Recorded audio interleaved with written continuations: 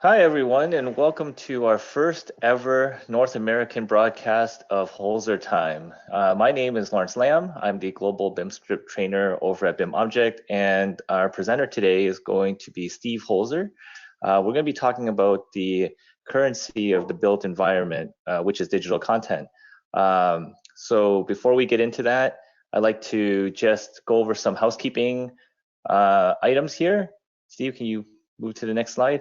So you're going to see in your webinar, there's going to be an area where you can ask any kind of questions that you have during the webinar. So I'll be monitoring the questions and presenting your questions to Steve during random times in the webinar. So feel free, if you have something that's on your mind, type your question into the window and we'll get to them. And if we don't get to your questions today during the webinar, someone will respond to your questions offline through email. We also have a poll that we're going to be showing you in a few minutes. If you can take a few moments and fill that in, that would be great. And finally, the whole webinar is going to be recorded. So those of you who are on the webinar right now, you should receive an email 2 days after the session with a recording of today's webinar so that you can watch it again in the future. And for future webinars, if you register and are not able to attend, you will still receive the same follow-up email 2 days later with the recording. So if you registered and can't make it, don't worry about it. You'll still get a recording for that. So right now, what I'm going to do is just fire up the poll. And if you guys can take a few moments and start, just answer the poll, and we'll give that a few minutes.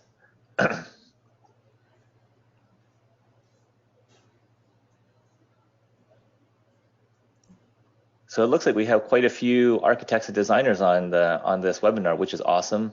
Got a few building product manufacturers, which is great. Construction and trade assembly people, and facility owner. Awesome. This is fantastic. It's a good rounded turnout today.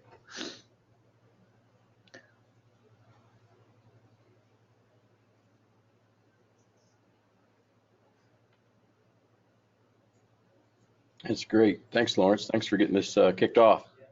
No problem. Well, so give me another like 10 seconds and just to finish off the poll, and then we can share the response. Yeah, thanks everybody for filling this out. It really helps us address our audience. So, and it's great to see the mix, like Lawrence said. So we got about 78% closing, and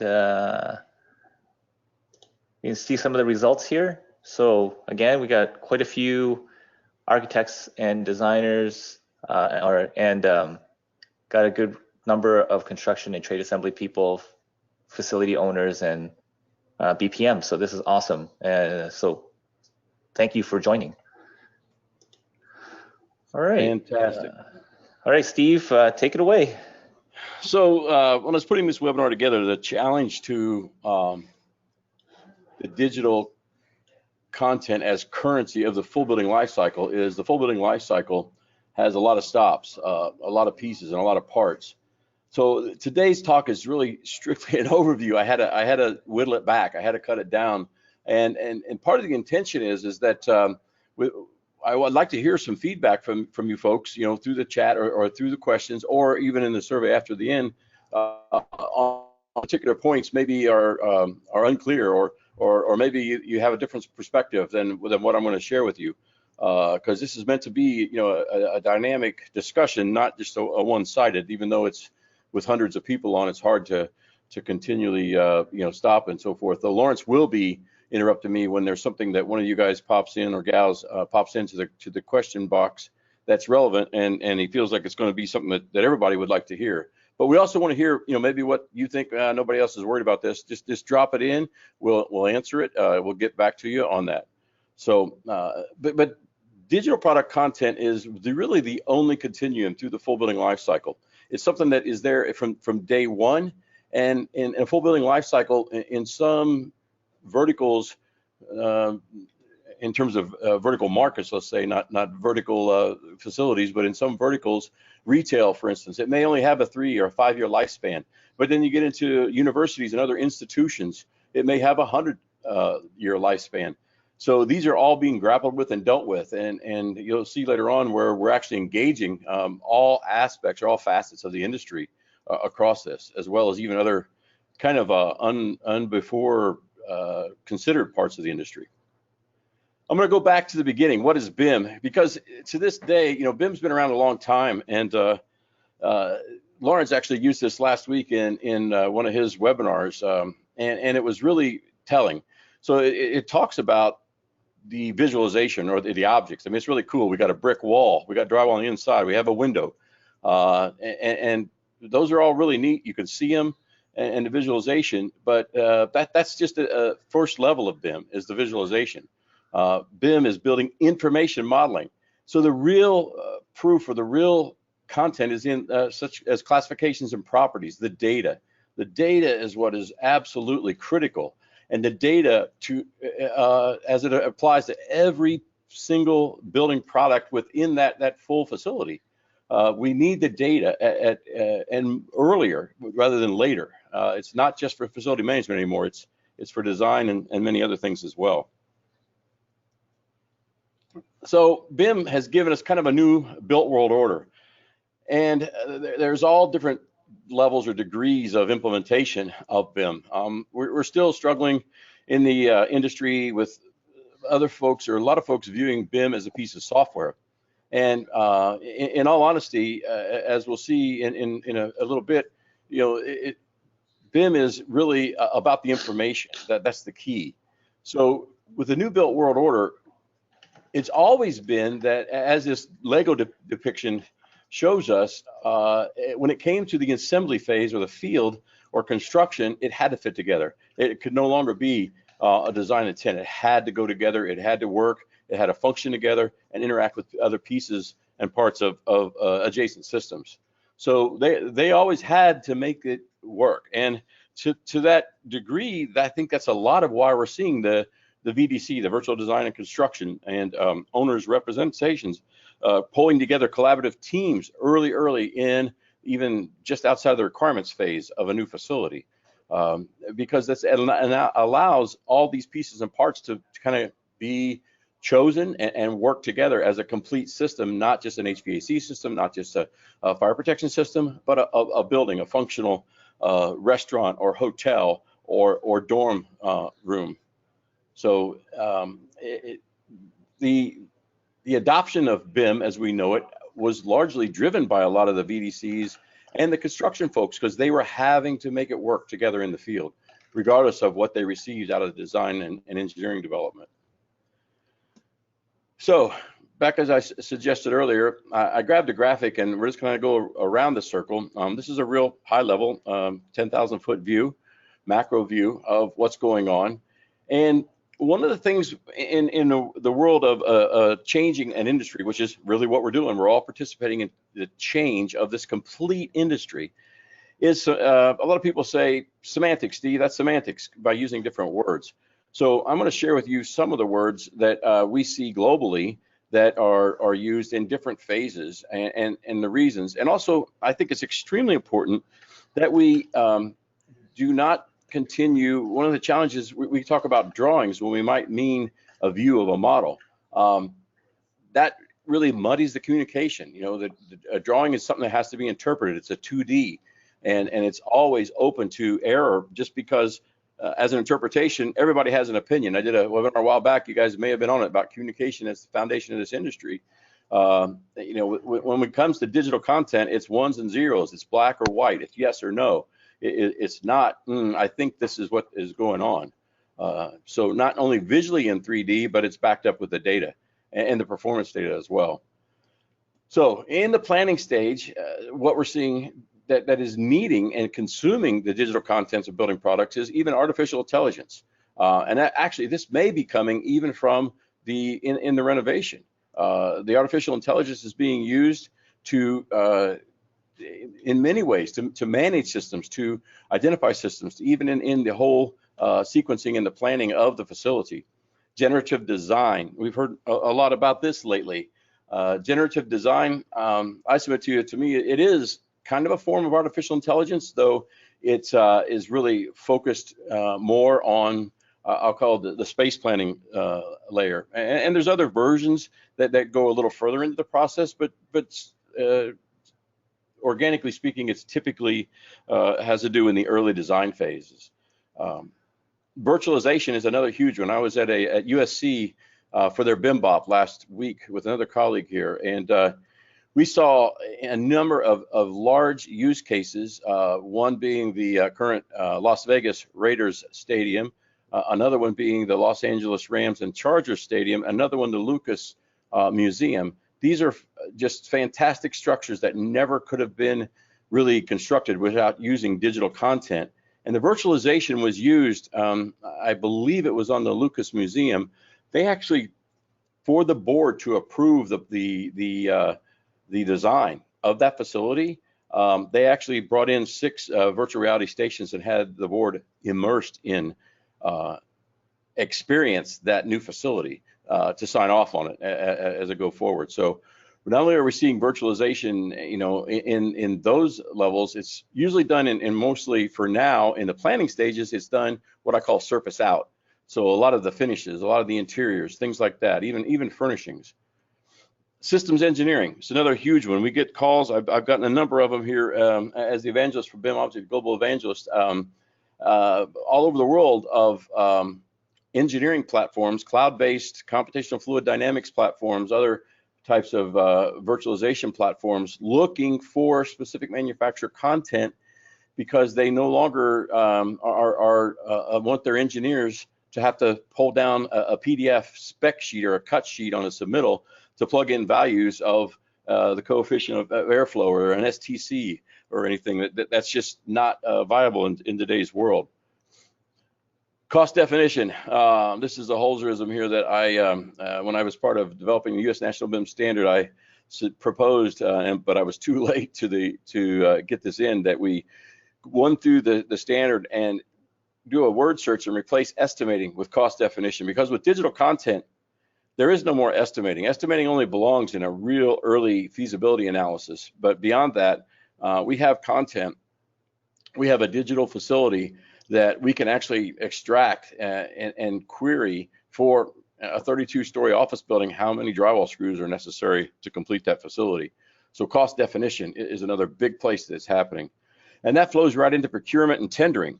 A lot of this is being done direct, real time, right out of a data store or a data lake, whatever you want to call it. As you see in the center here, it's being called a number of things. A common data environment is one. A central information database was actually, I think, what the HNTB used for the Las Vegas Raiders Stadium.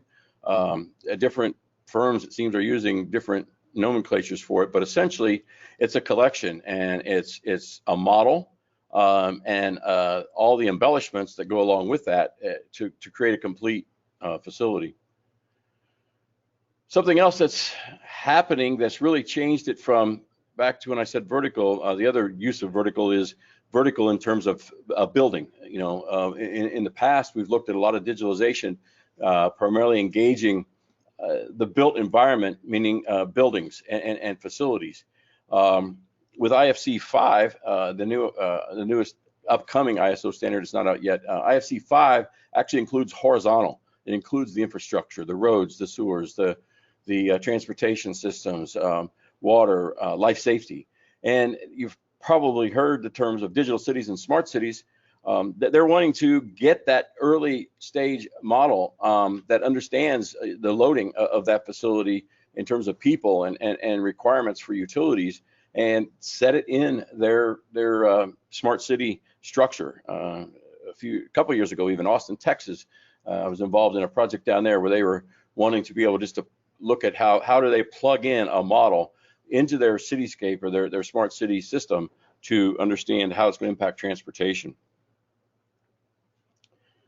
On to assembly, and again, I'm using a word here that captures a little nuance that's different. Often it was called construction. A lot of us know it as construction, but in today's environment, construction doesn't really do justice to what all is happening. In many cases, there's offsite construction, there's digital fabrication, there's a lot of other methods that I think there's a number of them that we're going to see that we don't even have on the forefront yet that are going to come out and explode in this industry that are really going to change how we create built environment facilities or even renovate them. So I'm using the term assembly. It's used a lot of places for this, but that includes a lot of different aspects. One of them is site logistics. How are they going to assemble this on the site? If it is being brought in as prefabricated components, what's the logistics? What's the sequencing? Material sequencing and handling. I've actually had conversations with folks calling in, Steve, hey, can you get one of the tower crane manufacturers? Can you get some of the material elevator folks? We want their real devices able to be put into the model so that we can run studies on sequencing, 4D time. How do we plan on a real tight new facility going up in an urban environment? They're actually planning down, in some cases, to the 15-minute increment when another truckload of material that's going to arrive, and the crane's scheduled out to move that in the most expeditious manner. So we don't have, we're not tripping over material that's not going to be needed for a few hours even, much less a few days or weeks, which has been the past. I mentioned before offsite manufacturing. This can take a lot of different forms and formats. Modularization, even system assemblies coming in that are somewhat modularized, even in fitting it within the superstructure. Another thing that's available in with digital content is even for mechanics on site, whether it be mechanical trades, structural, curtain wall system installers, any kind of installers, installation info is readily available. It's online available. They're all walking around with smartphones and iPads now. That's their reference point. That's something that they can immediately find, even by wayfinding, where they are in the building, and it contextually can have an idea of the equipment or what their role is and what they need to know to complete the installation. Robotics data. So we need data to feed the robotics. Again, a lot of the robotics are being driven by the digital content that's the products that are being installed. It has a lot of smart capabilities and understands, and even in sequencing from a robotic perspective, whether it's offsite or on-site. Another big one that I've only seen, and I think it's going to be a huge factor as we go down the road, is location and product compliance with design. I didn't know how else to word it because I didn't want to confuse it with anything that's currently being done, but the concept here is that if we have an electrical fixture installer on site, he's logged into his system with his smartphone, he simply could scan that fixture, a barcode on that fixture as it's placed. He knows where it's placing it. It knows it geospatially, and it will check to make sure that is in compliance with what was defined in the design, and among other things. But during the assembly process, who installed it, when it was installed, and associated information. Cross-discipline coordination. This is another huge one. The various trades sequencing. This kind of ties in with the sequencing. What order are the various mechanical systems going in? Because certain ones have to supersede others, or it may be much more favorable from an installation perspective to hang all the air duct prior to the fire sprinkler going in. I know some of this is figured out manually now, but a lot of this, even segments, there's different segments of systems being put in with other ones being put in later because they're able to coordinate this installation across multiple disciplines. So we've got our building pretty much completed. It's ready for turnover or commissioning or startup. Again, the digital content, it's all there because we started bringing it in. The building products were brought in as Legos back from planning, and they might have been embellished through, especially in government jobs. A lot of times we're needing to use what we call requirement projects, which essentially have the performance data of a specific flush valve, but it may not have a brand. Eventually, it does have a brand as it's tendered and brought in, and that model, that data store, the common data environment is embellished with that brand, And now at turnover, we have all of the information already contained within that particular facility. It is already part of the data environment. Back to our it's a compliance audit for what was installed, what equipment was installed, what fixtures were installed. In the case of Kobe, which that's globally utilized at turnover for asset management, that by virtue of the fact that it was as it was installed, it was actually inventoried as it's being installed, as opposed to having to come in later on and inventory it separately, which also populates the facility management systems data. The facility management systems data is a massive undertaking, a project that I've been involved with for a while, the new ANSI standard for total cost ownership, TCO, that's being developed by the APPA. They estimated that at minimum, they end up investing 5% of whatever a building costs. If a building costs them $10 million to build, 5% of that is going to be spent immediately at commissioning to start up the facility management systems, when they know full well that the vast majority of what they're buying was already defined and built into a digital model. Not unlike facility management, the asset management systems data is all there. Again, as furnishings and so forth are brought in, these become part of that complete, that turnover when this building becomes brought online and the equipment is up and running. System startup data is the next one. All of the information of what started up and any kind of error codes that come up because of equipment that maybe wasn't operating within range, within specified range. This is all readily available through that, which also, and this is an area that we haven't seen a lot yet actually implemented, but all of this data at commissioning for all this equipment is an amazing foundation, and discussions I've had with a lot of facility owners for IoT monitoring, pressure differentials in an HVAC system to understand when to replace the filter versus, monotonously changing it out every 30 days or 3 months, whatever it's called for. Hey Steve, just Yes, to interrupt. Like for those who don't know what IoT is, can you elaborate what IoT actually stands for? Thank you, Lawrence. Thank you.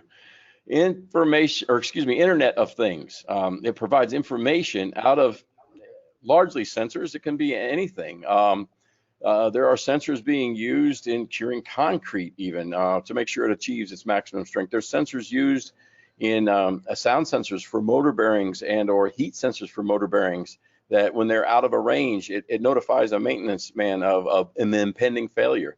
We're seeing even down in a residential application, HVAC systems in the unit, the HVAC air handler, as I mentioned about the air filter, they may have a sensor for the pressure on both sides, on the intake and the output side of a given airflow unit, and it will alert them when that pressure differential is enough that indicates that the filter needs to be either cleaned or replaced or something done with it, some maintenance. So thanks, Lawrence. As an easy example that everybody else can relate to, that if you just think about your thermostat, so if you have an iPhone and a Nest thermostat, your Nest thermostat is considered a part of the Internet of Things, right? So anything that connects you with the devices or with appliances or anything like that within your home or in a building, those are all considered Internet of Things. Great Sorry, example. Steve, go ahead. No, that's fabulous. No, thanks for clarifying that. That's a good example. This is why we pay Lawrence the big money to keep me in line. So operations and maintenance. This applies other places, but material safety data. It can happen even during the assembly phase, and it's usually gathered at commissioning. But what's somebody getting into when they're going in to run maintenance, or there's been a failure, or any of those kinds of things. That's readily available in an environment like this, again, by wayfinding in the building on a technician's device.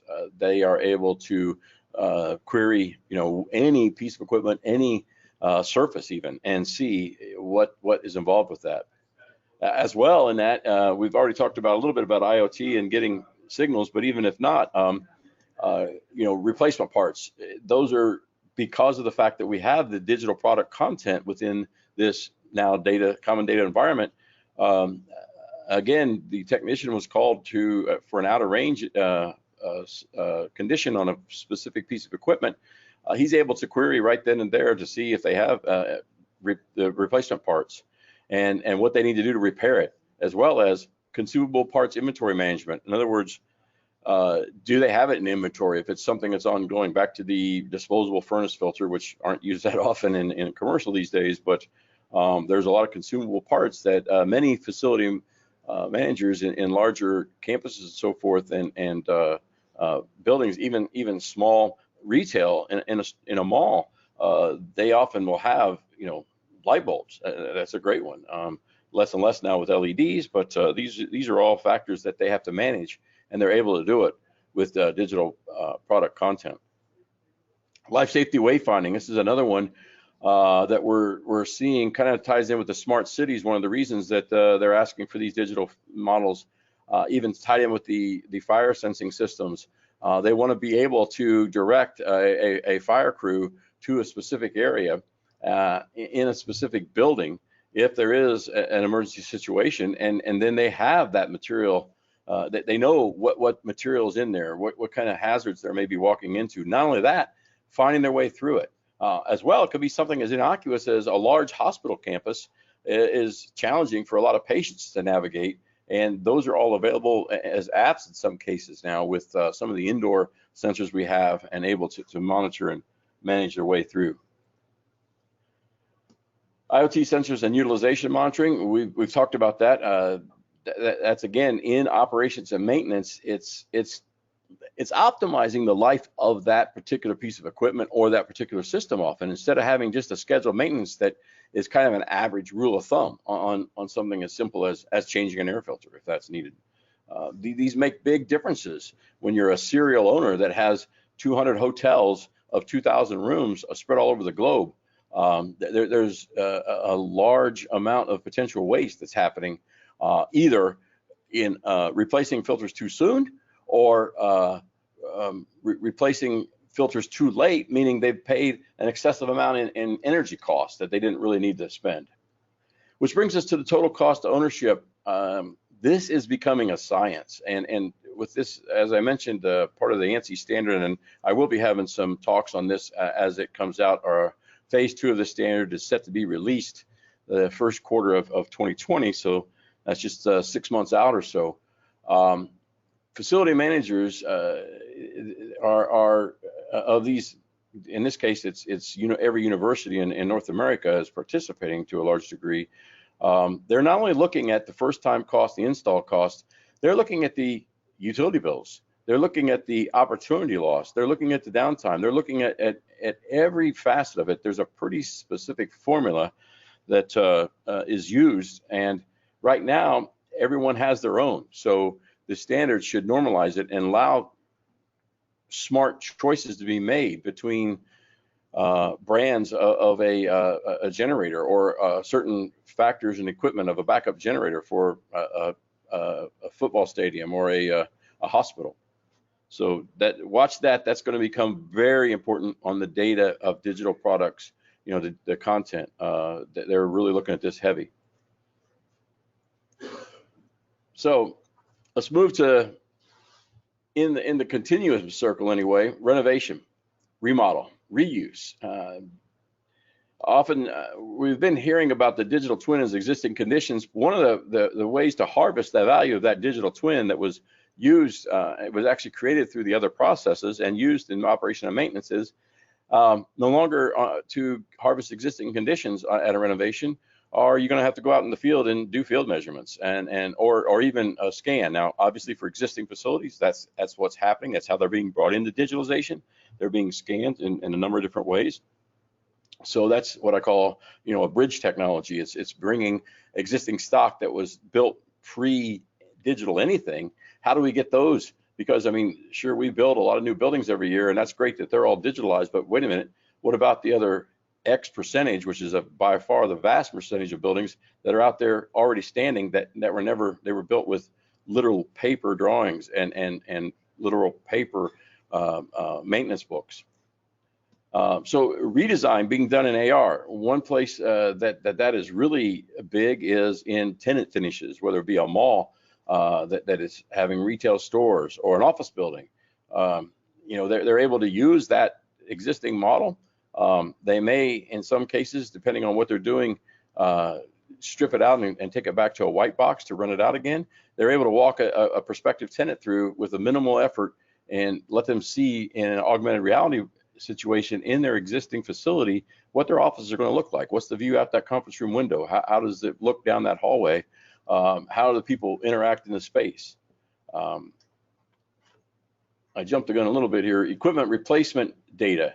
So even in a renovation, they might be doing an update of lab equipment in a laboratory of some sort, or even an update and a renovation for a higher energy efficiency of HVAC systems or other equipment. The data of what you're going to be removing is all readily available to you in that case.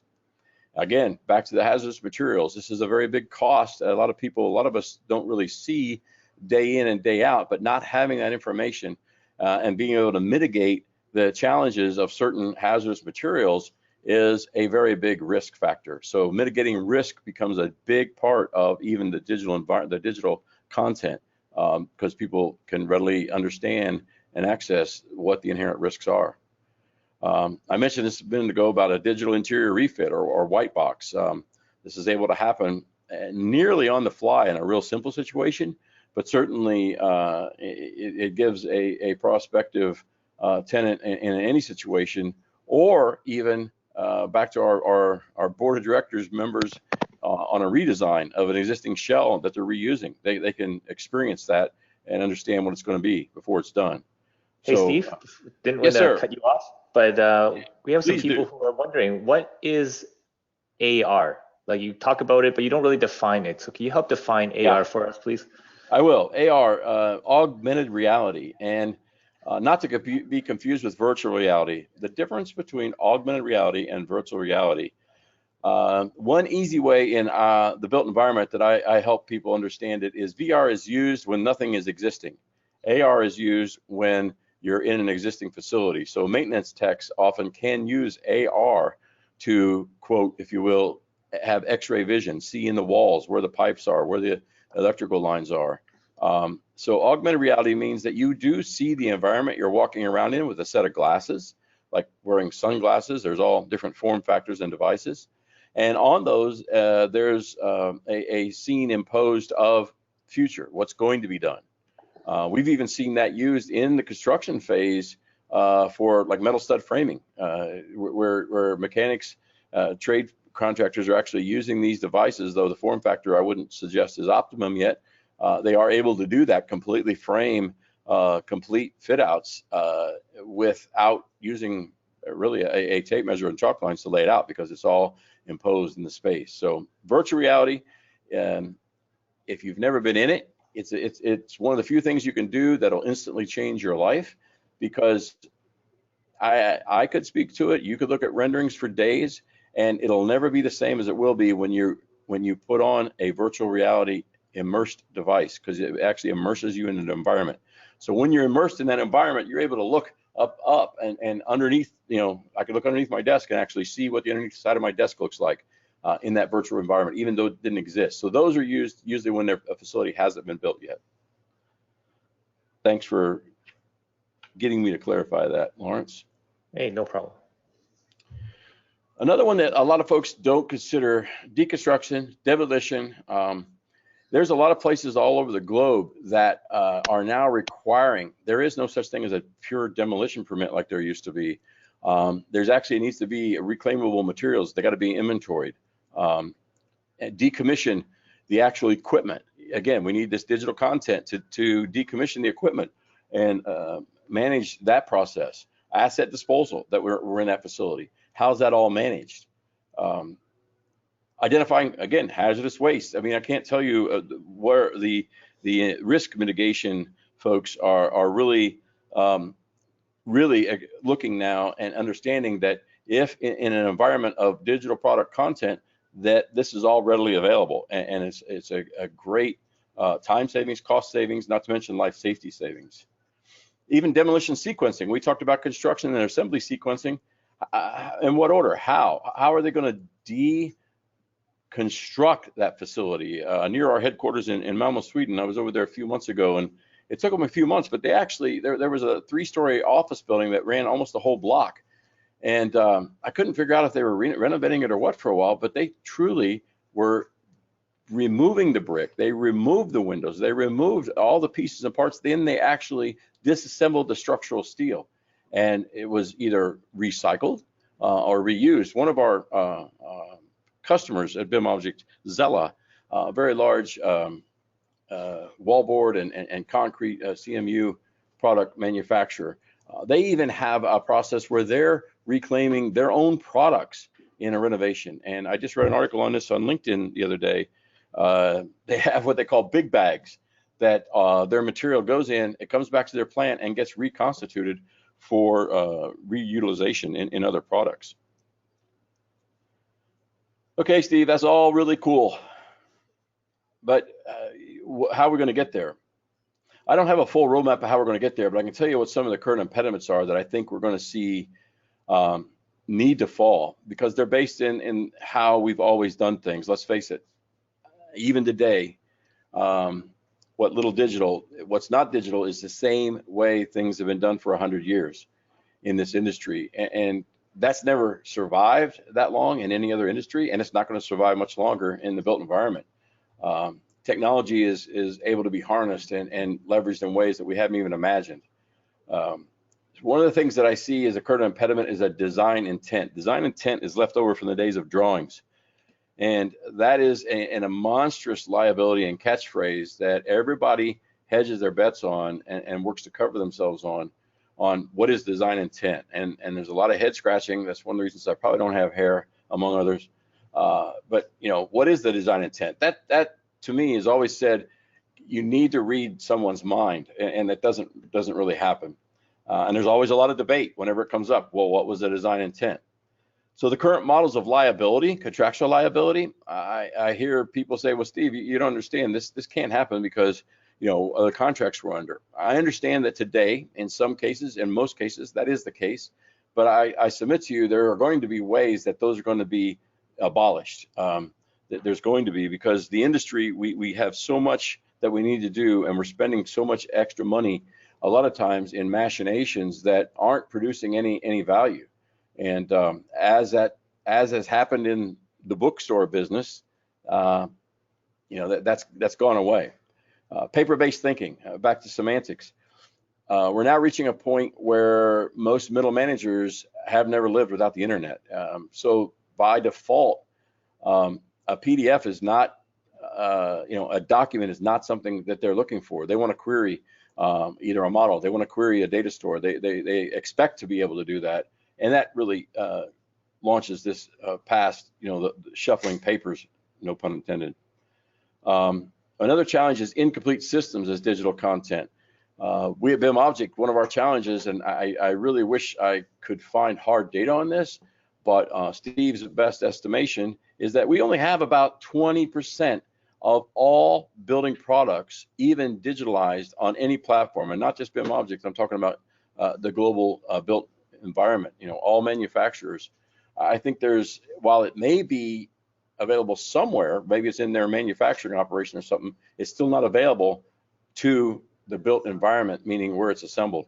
And we still have a long way to go there.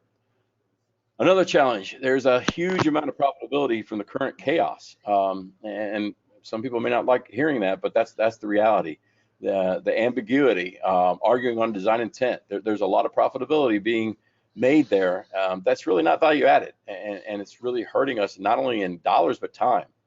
One other thing I want you to consider is file-based thinking and processes.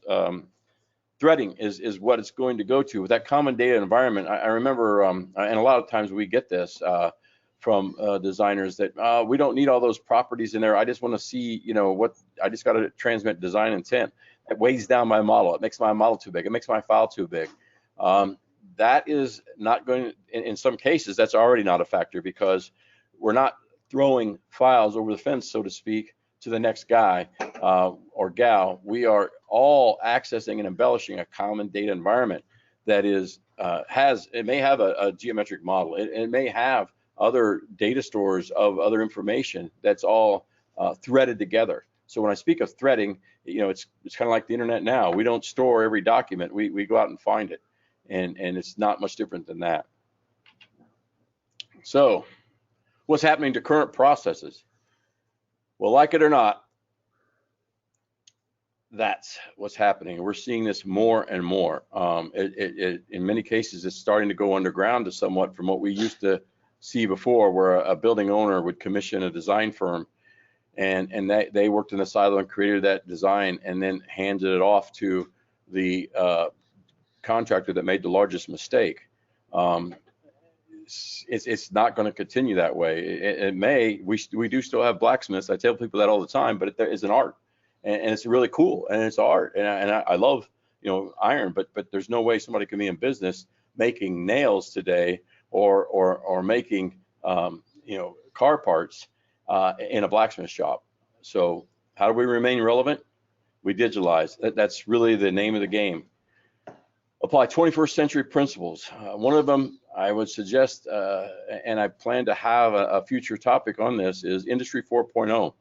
Look at that, understand it, because you're going to be impacted by it. You already are being impacted by it to some degree, but it actually goes a whole level beyond our current utilization of digital content, and has decision making, not just through artificial intelligence, but all kinds of predictive sequencing and programming. So that's a big change that's going to really impact this built environment.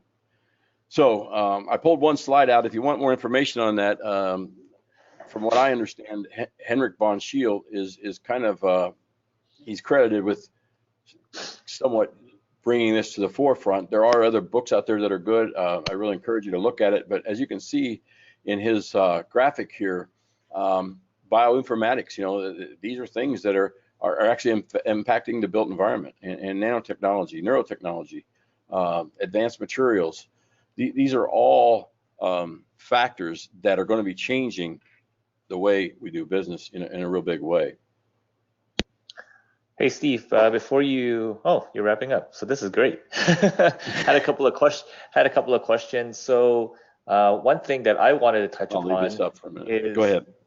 One thing that I wanted to touch upon, Neil Barman made a comment that another impediment is proprietary file formats such as Revit, and he suggested OpenBIM and IFC are better solutions, and which is why we have at BIM Object, and if you stay tuned for future webinars, first of the month and last of the month, we do a webinar for what our product is called BIMscript.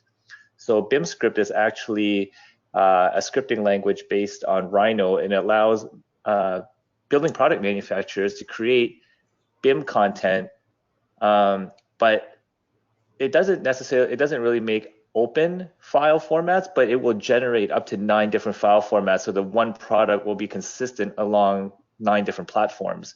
And of those file formats, we're looking at Revit and ArchiCAD, AutoCAD. IFC is another one. We do content for virtualization as well, so AR and VR, and digital printing.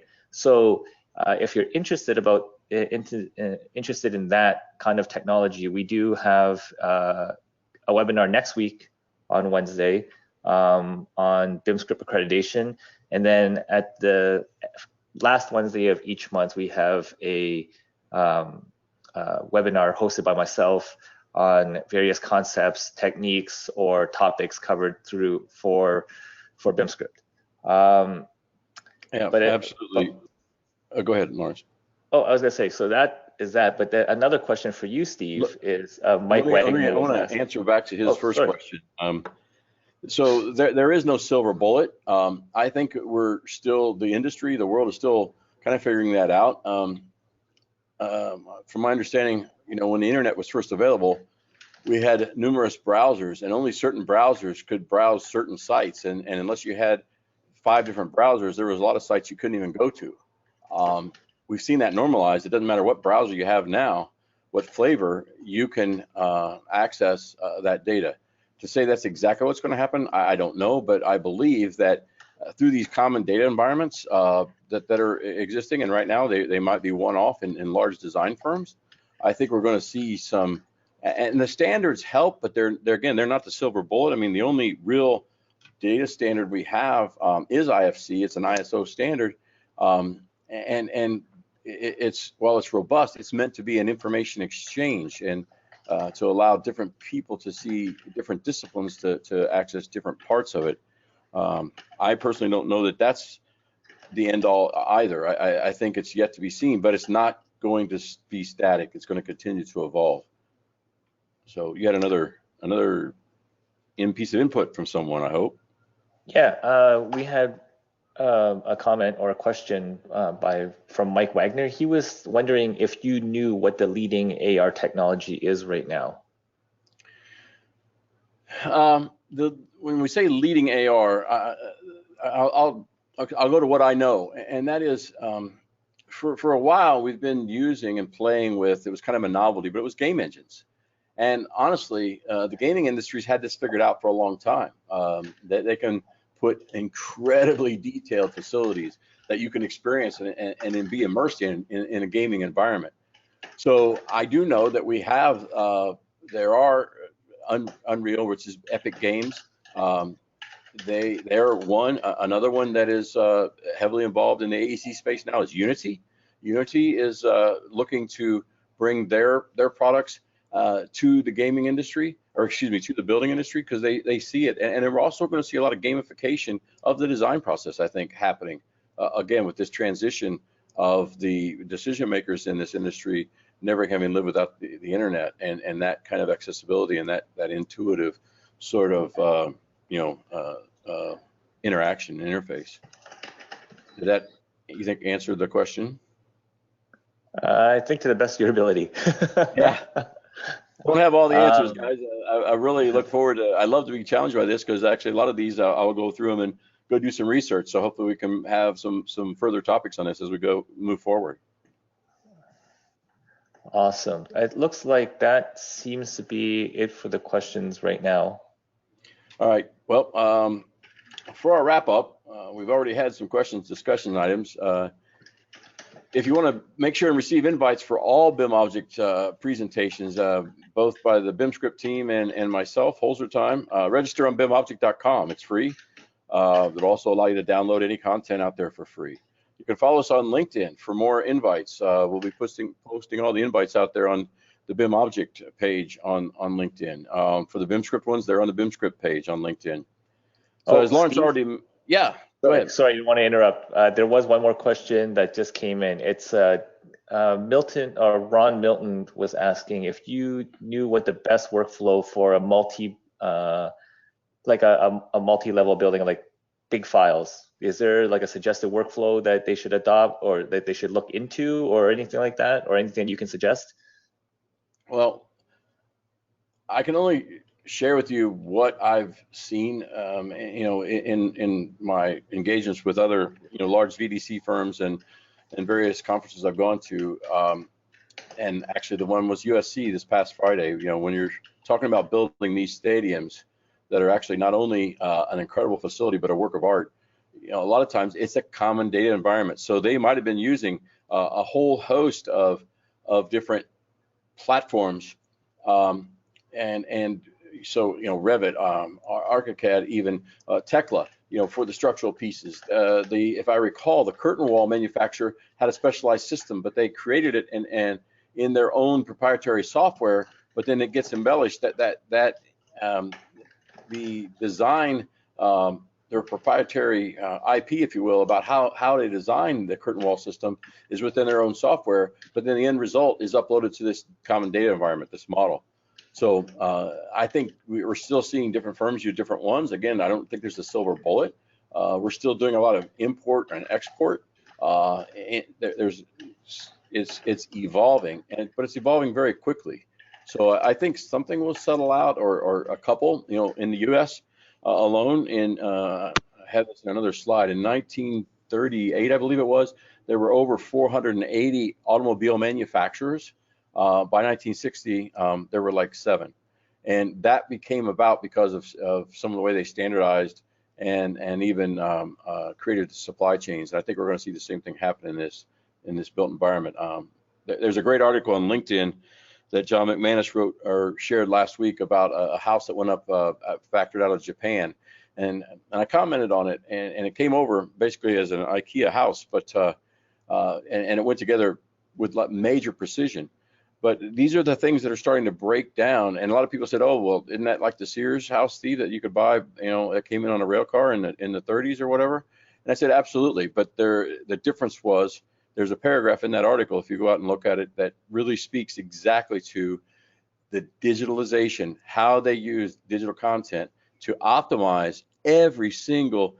They're not using just the 2x4 stud precut stud walls. They're using systems for this that are not systems that we've been using in the field, because largely a lot of what we do in the way we build facilities, whether it's a house or a 38-story building, have been designed and engineered to use systems to put on-site labor together, you know, needing on-site labor, and that's being rethought in a lot of these places with these off-site fabrication. So with that said, next Wednesday, Lawrence will have his webinar Wednesday on the standing one, learning how to become an accredited BIMscript content developer. Again, it's free.